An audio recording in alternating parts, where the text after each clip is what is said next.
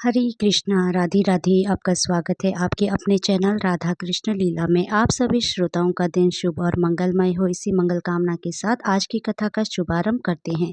समतापुर नगर में मधुसूदन नामक एक व्यक्ति रहा करता था। वह बहुत धनवान था। मधुसूदन का विवाह बलरामपुर नगर की सुंदर लड़की संगीता से हुआ था। एक बार मधुसूदन अपनी पत्नी को लेने बुधवार के दिन बलरामपुर गया। मधुसूदन ने अपनी पत्नी के माता पिता से संगीता को विदा करने के लिए कहा। माता पिता बोले, बेटा आज बुधवार है, बुधवार को किसी भी शुभ कार्य के लिए यात्रा नहीं करते हैं। लेकिन मधुसूदन नहीं माना। उसने ऐसी शुभ अशुभ बातों को मानने की बात ना कही।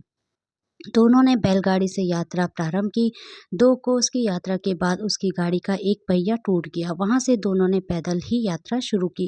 रास्ते में संगीता को प्यास लगी। मधुसूदन उसे एक पेड़ के नीचे बिठाकर जल लेने चला गया। थोड़ी देर बाद जब मधुसूदन कहीं से जल लेकर वापस आया तो वह बुरी तरह हैरान हो उठा, क्योंकि उसकी पत्नी के पास उसकी ही शक्ल सूरत का एक दूसरा व्यक्ति बैठा था। संगीता भी मधुसूदन को देखकर हैरान रह गई। वह दोनों में कोई अंतर नहीं कर पाई। मधुसूदन ने उस व्यक्ति से पूछा, तुम कौन हो और मेरी पत्नी के पास क्यों बैठे हो? मधुसूदन की बात सुनकर उस व्यक्ति ने कहा, अरे भाई, यह मेरी पत्नी संगीता है। मैं अपनी पत्नी को ससुराल से विदा कराकर लाया हूँ। लेकिन तुम कौन हो जो मुझसे ऐसा प्रश्न कर रही हो? मधुसूदन ने कहा, तुम जरूर कोई चोर या ठग हो। या मेरी पत्नी संगीता है। मैं इसे पेड़ के नीचे बिठाकर जल लेने गया था। इस पर उस व्यक्ति ने कहा, अरे भाई, झूठ तो तुम बोल रहे हो। संगीता को प्यास लगने पर जल लेने तो मैं गया था। मैंने तो जल लाकर अपनी पत्नी को पिला भी दिया है। अब तुम चुपचाप यहाँ से चलते बनो, नहीं तो किसी सिपाही को बुलाकर तुम्हें पकड़वा दूंगा। दोनों एक दूसरे से लड़ने लगे। उन्हें लड़ते देख बहुत से लोग वहाँ एकत्र हो गए। नगर के कुछ सिपाही भी वहाँ आ गए। सिपाही उन दोनों को पकड़कर राजा के पास ले गए। सारी कहानी सुनकर राजा भी कोई निर्णय नहीं कर पाया। संगीता भी उन दोनों में से अपने वास्तविक पति को नहीं पहचान पा रही थी। राजा ने दोनों को कारागार में डाल देने के लिए कहा।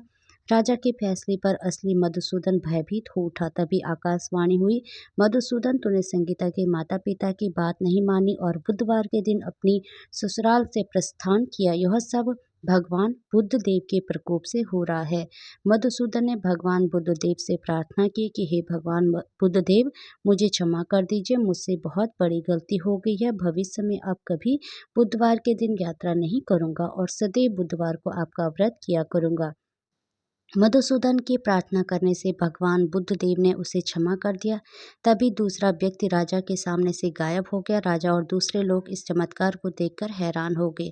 भगवान बुद्ध देव की इस अनुकंपा से राजा ने मधुसूदन और उसकी पत्नी को सम्मानपूर्वक विदा किया। कुछ देर चलने पर रास्ते में उन्हें बैलगाड़ी मिल गई। बैलगाड़ी का टूटा हुआ पहिया भी जुड़ा हुआ था। दोनों उसमें बैठकर समतापुर की ओर चल दिए। मधुसूदन और उसकी पत्नी संगीता दोनों बुधवार को व्रत करते हुए आनंद पूर्वक जीवन यापन करने लगे। इस तरह भगवान बुद्ध देव की कृपा से उनके यहाँ खुशियाँ बरसने लगी। इस तरह जो स्त्री पुरुष विधिवत बुधवार का व्रत करके व्रत कथा सुनते हैं, भगवान बुद्ध देव उनके सारे कष्ट दूर करते हैं। हरे कृष्णा राधे राधे। भगवान श्री कृष्ण और राधा रानी की कृपा आप सभी भक्तों पर हमेशा बनी रहे। जय श्री राधे।